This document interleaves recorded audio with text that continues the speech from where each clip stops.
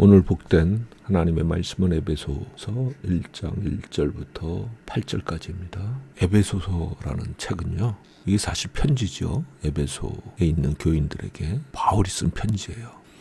근데 한번 생각을 해보세요. 에베소 사람들은요, 사실은 쉽지 않은 환경에서 예수님을 믿고 있었어요. 바울이 에베소에서 폭동이 일어나서 거의 맞아 죽을 뻔했잖아요. 바울이 그때의 경험을 회상하면서 자기가 마음에 사형 선고를 받은 줄 알았다. 모든 희망이 다 끊어졌었다. 그런 이야기를 고린도후서 1장 아마 9절부터 하고 있어요.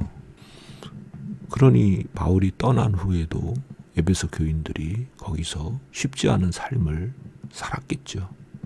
그런 에베소 교인들에게 바울이 편지를 쓰는데요. 1장 1절, 2절 인사말을 마치고 나서 자 3절에 보면요. 무슨 이야기를 하느냐. 아니 사람이요. 누구에게 만나서 말을 하건 전화통화를 하건 아니면 글을 쓰건 마음속에 가장 크게 자리 잡고 있는 것이 튀어나오게 되어 있거든요. 근데 바울의 마음속에서 튀어나온 그 글이 놀랍게도 찬송하리로다 하면서 찬송, 축복, 영적인 복, 은혜 이런 단어가 쏟아져 나와요. 이게 그냥 보통 에베소 사람들이 읽으면 좀 황당하게 들렸을지 모르겠어요. 자기들은 지금 어려움을 겪고 있는데 이 바울이 지금 무슨 소리를 하냐 그런 생각이 들 수도 있었겠죠. 바울의 영의 눈이 열려서 바울이 보고 있던 에베소에 있는 교인들은요 참으로 놀라운 사람들이었던 거예요. 하나님께서 이 세상을 창조하시기 그 이전에 그리스도 안에서 그들을 택하신 것을 바울은 지금 보고 있어요. 물론 자기 자신도 포함이었겠죠. 그러니까 찬송이 절로 나와요. 그들을 택하셔서 어떻게 하셨냐? 예수 그리스도로 말미암아 자기의 아들들이 되도록 그렇게 예정하셨다는 거예요. 그 언제요? 세상이 만들어지기 이전에. 우리가 인간적으로 알 수 없는 너무나 엄청난 이야기를 지금 바울이 쏟아내고 있는 거예요. 그런데 그 예수 그리스도를 통해서 자녀가 아니었던 우리를, 하나님과 상관이 없던 우리를, 하나님과 원수였던 우리를 아들들이 되도록 미리 예정하셨다. 우리가 생각이 있을 때가 아니고요. 우리가 어떤 계획을 했을 때가 아니고요. 심지어 우리가 회개하고 주님께 돌아왔을 때가 아니고요. 영원 전에 그리스도 안에서 우리를 자녀가 되도록 예정하셨다. 이걸 생각하면요. 정말 기절할 만큼 놀라운 은혜임을 알게 되죠. 자, 신분이라는 거, 정체성이라는 거 너무 중요해요. 나는 누구인가? 우리 평소에 그런 생각 별로 안 하면서 살아요. 그러나 예를 들면은 입양 아들 있잖아요. 어릴 때 자기를 낳아준 부모에게서 어떤 이유로건 떠나서 전혀 낯선 어떤 부부의 아이로 성장한 그런 사람들은요. 이제 자의식이 생기고 나이가 10대 후반이 되면은 나는 누구인가 그런 고민을 많이 한다고 해요. 왜요? 자기를 낳아준 부모가 자기를 버렸다는 거죠.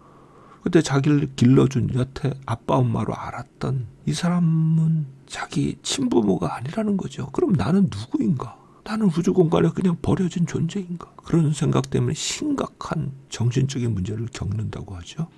저는 직접 한국 아이 2명을 입양을 해서 키웠던 호주 부부인 저희 친구에게서 들었어요. 사람은 내가 누구인가에 대한 명확한 인식에 따라서 그 사람의 삶이 완전히 달라져요. 우리는 영원 전부터 영원 후까지 영향을 미치는 우리의 신분 예수 그리스도 말미암아 하나님의 자녀가 되는 이 놀라운 은혜를 입은 자들임을 바울이 에베소 사람들에게 그리고 우리에게 알려주고 싶었던 거죠.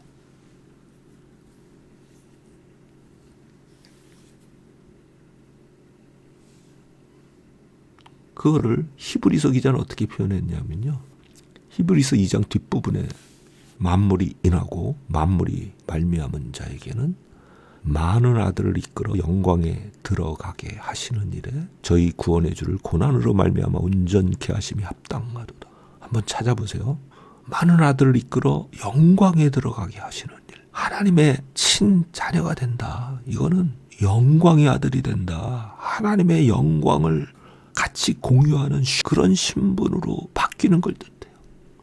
그게 언제부터 계획이 되었다고요? 영원 전부터. 그 얘기를 지금 에베소 사람들에게 들려주고 있는 거죠. 이 피조계의 창조의 중심은 지구였고요.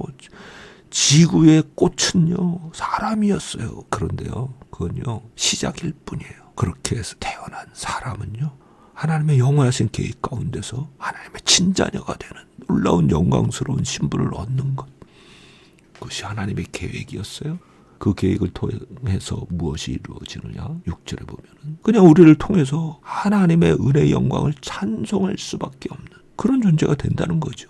예술가에게 그의 작품, 걸작품은요, 예술가에게 모든 영광을 돌리는 거예요. 그렇죠? 마찬가지예요. 하나님의 최후의 걸작품은요, 아담으로 시작된, 그러나 아담의 범죄로 인하여 좌절되었던 것과 같은 우리 인생이 예수 그리스도로 말미암아 하나님의 영원한 친자녀로서 드러나는 것. 마지막 영원한 부활의 때에 온전히 드러나겠지만요, 우리 이 땅에 살면서 그런 엄청난 신분의 변화를 입게 되었죠. 그게 창세 전부터 계획이 되었었다는 거예요. 예정이 되어 있었다는 거예요. 그래서 7절에 보면 우리가 그 안에서 그의 피로 말미암아 구속을 얻은 거예요. 이건 하나님의 영원한 계획을 위해서 반드시 필요했던 거예요. 왜? 하나님의 영광에는 죄된 인간이 들어갈 수가 없거든요. 예수 그리스도를 통해서 우리는 죄 씻음을 받았고 우리의 모든 허물이 사하심을 입었고, 그래서 그의 은혜의 영광, 우리에게 부어주신 은혜의 영광을 따라서 이것이 우리에게 주어진 것이죠. 그 최종 정점이 어디냐? 우리가 하나님의 친아들로서, 친딸로서, 사실은 성별이 없죠. 부활의 몸을 입었을 때는 그런 영광의 자녀가 되는 것. 그것을 예정하셨기에 그것을 바라보는 바울이 찬송하지 않을 수 없었던 거죠. 지금 핍박을 받으면서 어려움을 겪고 있는 에베소 성도들에게 바울이 들려주고 싶었던 건 바로 이 얘기예요. 너희 눈앞에 보이는, 너희가 경험하는 이 모든 것들,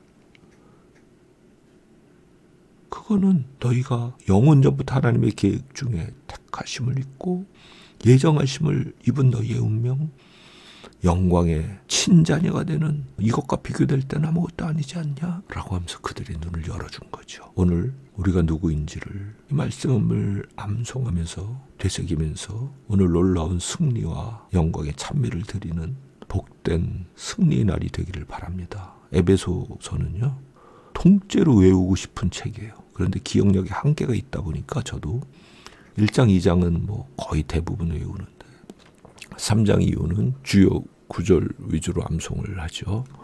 에베소서는 가능한 한 많이 암송하면서 영적인 눈, 성경적인 눈이 뜨이는 기적의 날들이 이어지기를 간절히 바랍니다. 아멘.